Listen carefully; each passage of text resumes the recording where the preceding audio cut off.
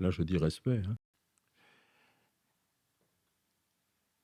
Tu as parlé des soignants, mais tu as oublié parmi les aidants, hein, puisque Oui, tu appelles dans ton livre les aidants, qui se tiennent près des personnes qui, ont un handicap temporaire ou définitif, une maladie, mais tu as oublié aussi la famille, à la et là, il y a famille. une aidante, C'est dans ce essentiel. livre, La que famille, c'est essentiel, tu sais? C'est moi, le seul aidant chez moi, c'était ma femme, parce que j'ai pas voulu d'avoir d'aidante à la maison ou d'aidant. Je voulais pas d'une tierce personne à la maison et quand on est malade, comme je l'étais et comme je suis encore un peu, on est très exigeant. Ah moi, j'étais éminemment exigeant et je m'en rendais pas compte. Je m'en rendais pas compte et puis jusqu'au jour où ma femme a fait, un burn-out quoi, quasiment. Bon alors là, je me suis dit: «C'est pas terrible, hein, il doit y avoir un truc qui va pas».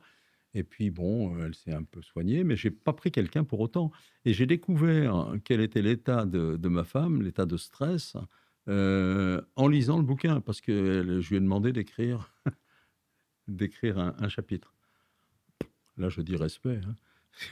Je m'étais pas rendu compte du tout de ce que je lui demandais.